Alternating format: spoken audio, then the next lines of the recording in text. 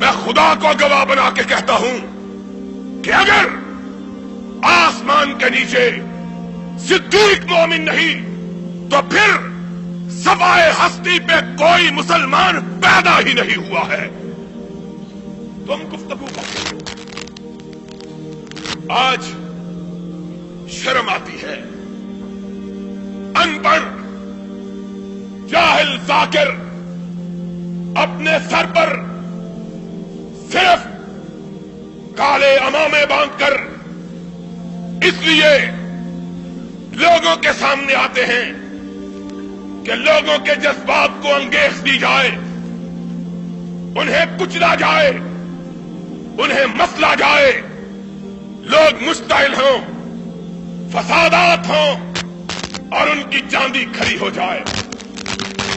اتنی شرم کی بات میں کہتا ہوں سب سے بڑا اس ملک میں آزادی اظہار کا قائل اور دائی اپنے اسٹیج سے کہتا ہوں, ہمارے نقطۂ نظر سے ہر شخص کو اپنے مذہب کے بیان کرنے کی آزادی ہونی چاہیے, لیکن مجھ سمیت کسی شخص کو اس بات کا حق حاصل نہ ہونا چاہیے کہ وہ کسی کے اکابر کو برا کہے, ان کو گالی دے, اور صرف کسی کے اکابر ہی کو نہیں, ان اکابر کو اور جن کی بڑائی کو تم نہیں مانتے نہ مانو, جن کی بڑائی کو محمد نے بھی مانا, محمد کے خدا نے بھی مانا ہے.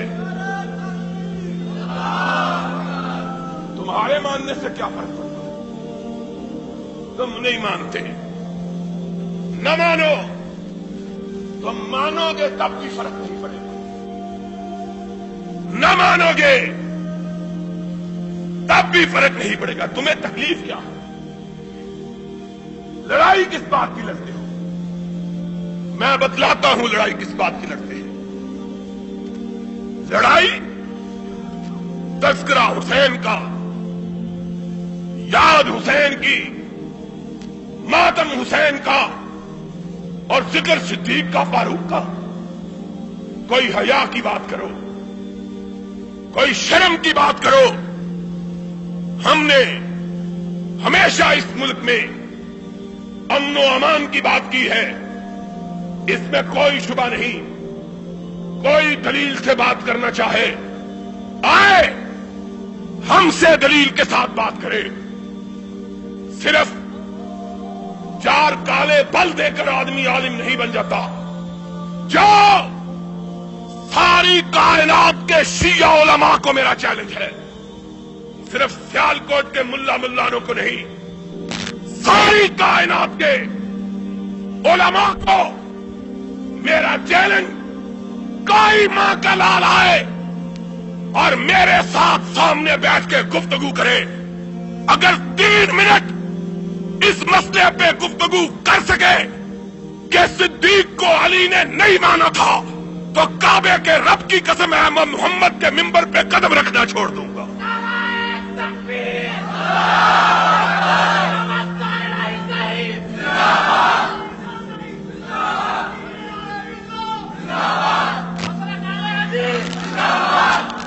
اگر کوئی چوڑا چمار نہیں مانتا نہ مانے, اس کے ماننے سے کیا فرق پڑتا؟ تیرے ماننے سے بھی کوئی فرق نہیں, تیرے نہ ماننے سے بھی کوئی. اور جن کی بات کرتا ہے ان کے پاس آ کے چل, انہوں نے مانا, ان کی اولاد نے مانا, ان کے پوتوں نے مانا, ان کے پڑپوتوں نے مانا, اور جتنے حالات سادے تھے سب نے مانا. اور جو ان کا نہیں ہے وہ ان کو نہیں مانتا, جو ان کا نہیں ہے وہ ان کو نہیں مانتا ہے.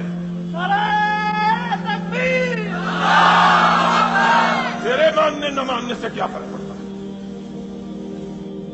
تیرے چاند پہ تھوکنے سے کوئی چاند کتلا ہو جائے گا؟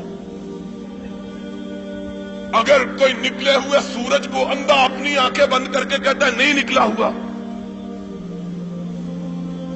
ساری کائنات کہتی ہے نکلا, کہتا ہے مجھے تو نظر نہیں آتا. اس کو کہا جائے گا جا ڈس کے اسپتال جا کے اپنی آنکھوں کا آپریشن کروا. تجھ کو نظر نہیں آتا تو سورج کا قصور نہیں ہے, تیرے نظر نہ آنے سے سورج تو نہیں چھپ جائے. عجیب بات کرتے ہیں. میں یہ کہہ رہا تھا تیرے ماننے سے میں نہیں مانتا. وہ تو کون ہے؟ میں چوڑا ہوں نہ مان بھائی. تیرے نہ ماننے سے کیا ہوتا ہے؟ تیرے مان اور نہیں مانتا نہ مان. تیرے ماننے سے کیا فرق ہے؟ ہم سے کیوں لڑتا ہے؟ لڑنا ہے تو حسین کے نانے سے جا کے لڑ، جس نے اپنی زندگی میں فاروق کو اپنے مسلح پہ کھڑا کیا تھا، صدیق کو اپنے مسلح پہ کھڑا کیا. میں نے کھڑا کیا، ان سے جا کے لڑ. آج نہیں لڑتا تو قیامت کے دن لڑ کے دیکھ لینا. تیرا شمار محمد کے ساتھ لڑنے والوں میں ہوگا، ہمارا ساتھ محمد کی بات پہ گردن کے جھکانے والوں کے ساتھ ہوگا.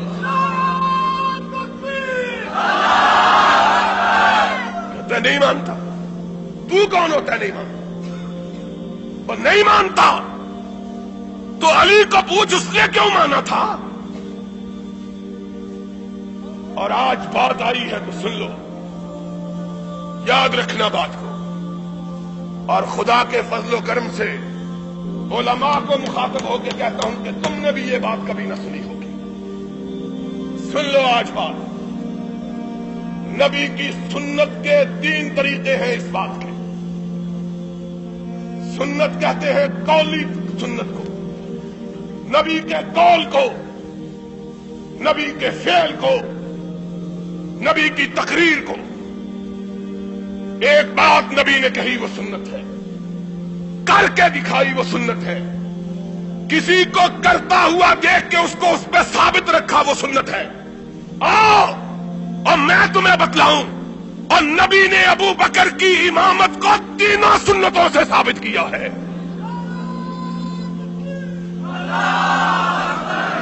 قولی سے بھی ثابت کیا، فعلی سے بھی ثابت کیا، تقریر سے بھی ثابت کیا.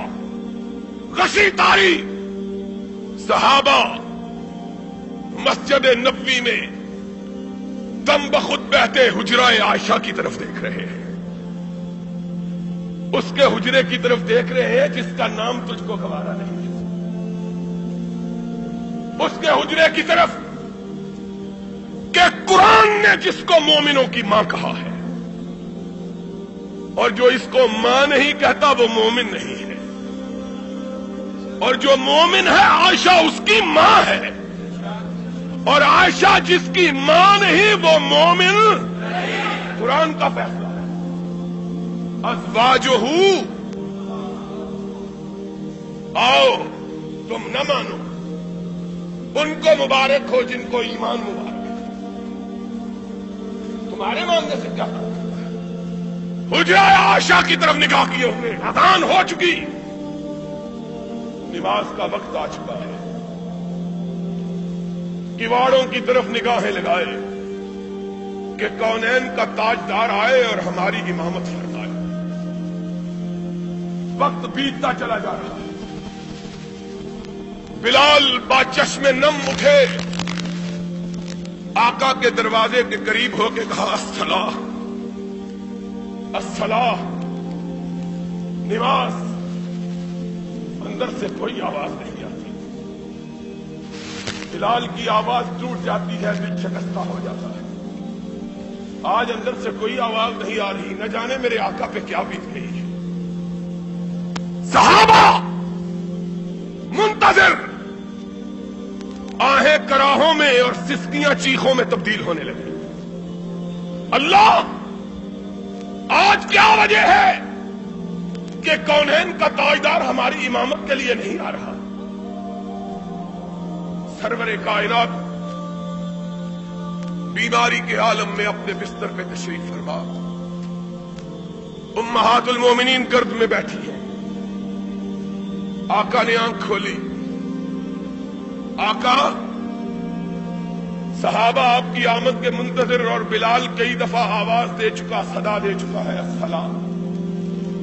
نگاہ اٹھائی، فرمایا مروا ابا بکر فلیصلی بالناس. جاؤ اور فیصلہ آج اسی بات پہ کر لو.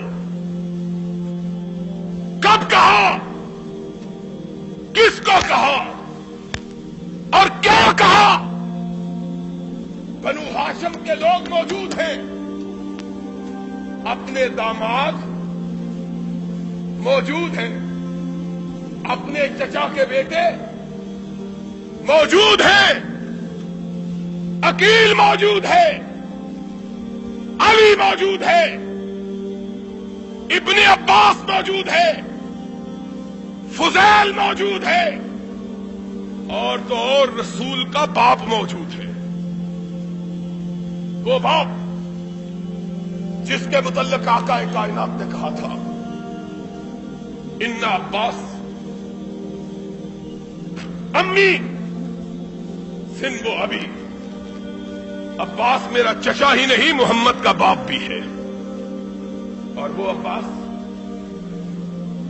جب جنگ بدر میں قیدی تھا اور قیدیوں کے ساتھ بنا ہوا تھا تو صحابہ کہتے ہیں ہم نے آقا کے خیمے پہ نگاہ ڈالی، دیکھا کہ آقا کے خیمے سے سسکیوں کی آواز آ رہی ہے۔ لوگ اجازت پا کے حضور میں حاضر ہوئے، یا رسول اللہ آپ اور آپ کی آنکھوں میں آنسو۔ فرمایا میرا چچا عباس قیدیوں میں بندھا ہوا ہے، محمد کو چین کیسے آ سکتا ہے؟ وہ چچا عباس ایمان لا چکا، اسلام قبول کر چکا اور سرور کائنات کے دست مبارک سے خلعت فاخرہ حاصل کر چکا۔ صرف چچا ہی نہیں، بنو ہاشم کا سردار بھی۔ اور کیا کہوں، تمہاری روایات کے مطابق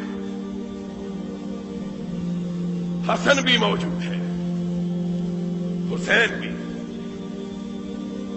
لیکن امامت کے لیے میرے آقا تو نے پکارا تو کس کو پکارا؟ یہ سارے موجود، کہا مرو ابا بکر فلیصلی بالناس، جاؤ میرے چچا عباس کو کہو، میرے داماد علی کو کہو، میری دو بیٹیوں کے شوہر عثمان کو کہو، میرے لخت جگر حسن کو کہو، فاطمہ کے جگر گوشہ حسین کو کہو، تم پیچھے کھڑے ہو جاؤ، عائشہ کا باپ آگے کھڑا ہو جائے۔ مرو ابا بکر فلیصلی بالناس، جاؤ ابو بکر کو کہو آگے کھڑا۔ اور کس کی مجال ہے کہ دم مارو؟ کوئی اعتراض کر کے دیکھے تو صحیح، وہ اعتراض کرنا تھا تو اس دن کرتے، کیوں نہیں کہا؟ آقا کس کو آگے کھڑے کر رہے ہو؟ کون بولے؟ کس کی مجال ہے کہ لفظ اٹھائیں؟ اور صدیقہ بولی، میں نے کہا کہ بولی نہیں، عرش والے نے بلوایا تاکہ بات پکی ہو جائے۔ کہا یا رسول اللہ کسی اور کو کہہ دیجیے۔ نگاہ اٹھائی، فرمایا لا ينبغي لقوم ان يكون فيهم ابو بکر ان يومهم غيره، ابو بکر کے ہوتے ہوئے کوئی دوسرا محمد کے مصلی پہ کھڑا ہونے کی جرت کر سکتا ہی نہیں ہے۔ مرو ابا بکر فلیصلی بالناس، جاؤ میرے صدیق کو کھڑا کرو۔ آئے آئے، تیسری مرتبہ پھر خدا نے کہلوایا، آقا کسی اور مسئلہ کس طرح پکا کر رہا ہے؟ کہا یا اللہ والمؤمنون الا ابا بکر، فرش والے بھی نہیں مانتے، عرش والا بھی نہیں مانتا۔ فرش والے عرش والے ماننے تو اکیلے ابو بکر کو مانے۔ جاؤ ابو بکر کو کہو میرے مصلی امامت پہ کھڑا ہو جاؤ۔ بلال نے تب دستک دی، اندر سے ارشاد ہوا جاؤ میرے صدیق کو میرے جیتے جی میرے مصلی پہ کھڑا کر دو۔ کہ آنے والے جب کوئی اعتراض کرے تو کسی اور پہ نہ کرے، محمد پہ کرے، تاکہ اپنا ناتا تو اس سے توڑ لے۔ اعتراض کرنا ہے تو اس پہ کرو۔ اور سنو، قومی سنت یہاں ثابت ہوئی، اور صدیق کی امامت کے لیے محمد کی تینوں سنتیں اکٹھی ہو گئی۔ کھڑے ہو گئے، ارشاد ہوا مجھ کو اٹھاؤ۔ آقا کیا بات ہے؟ فرمایا میں بنو ہاشم کو دیکھوں میرے ابو بکر کے پیچھے ہیں کہ نہیں ہیں، میں دیکھوں تو صحیح کہ پیچھے کون رہا، کون ہے جس نے حکم سے سرتابی کی، کون جو میرے کھڑے ہوئے کو نہیں مانتا، جس کو میں نے آگے کیا ہے کون ہے جو اس کو پیچھے کرتا، دیکھوں تو صحیح۔ آقا کائنات اٹھائے گئے، حجرہ عائشہ سے قدم باہر رکھا، صفوں پہ نگاہ ڈالی، آسمان کی طرف رخ کیا، چہرہ گلنار ہو گیا۔ اللہ تیرا شکر، اپنے جیتے جیتے اپنی امت کو ایک امین کے سپرد کر کے جا رہا۔ باہر نکلے اور کونین کا تاجدار سچا نبی تھا، باہر نکلا، صحن مسجد خوشبو سے مہک اٹھا کہ محمد کریم آئے اور خوشبو نہ پھیلے۔ صحابہ نے خوشبو سونگھی، حدیث کے الفاظ کھنکارنا شروع کیا تاکہ ابو بکر کو پتا چل جائے کہ امام اعظم آ گئے ہیں، تاکہ صدیق کو پتا چل جائے کہ امام اعظم آ گئے، پیچھے ہٹ جائے۔ خوشبو صدیق نے بھی سون لی اور پیچھے ہٹنے لگے۔ کائنات کے امام نے کندھے پہ ہاتھ رکھ دیا، فرمایا جس کو محمد نے آگے کیا ہے وہ پیچھے نہیں ہٹ سکتا، جس کو محمد نے آگے کیا وہ پیچھے ہٹ سکتا۔ فعلی سنت سے بھی صدیق کی امامت کو ثابت کیا، اور پھر اس سے بھی آگے نماز جاری رکھو۔ محمد نے بھی اسی صف میں کھڑے ہو کے نماز کی نیت باندھ لی جس صف میں صدیق کھڑا تھا۔ تینوں سنتوں سے ثابت۔ اعتراض کرنا ہے تو محمد پہ کرو، ہم پہ اعتراض کیا کرتے ہو؟ ان پہ کرو جس نے آگے کیا ہے، یا ان تین اماموں پہ کرو جس نے آگے اس کو کھڑا کیا جانا مان لیا ہے۔ تین اماموں نے مانا، علی پیچھے کھڑے، حسین اور بولو حسین، حسن، اور تمہارا عقیدہ یہ ہے کہ ان کی پشتوں میں باقی 9 بھی زندہ تھے، اگر باقی 9 بھی زندہ تھے تو 12 کے 12 جس کے پیچھے کھڑے ہیں، تمہیں اس کے پیچھے کھڑے ہوتے ہوئے کیا تکلیف ہوتی ہے؟ جس کے پیچھے 12 معصوم کھڑے، تمہیں اس کے پیچھے کھڑے ہونے میں کیا ہے؟ بات کیا کرتے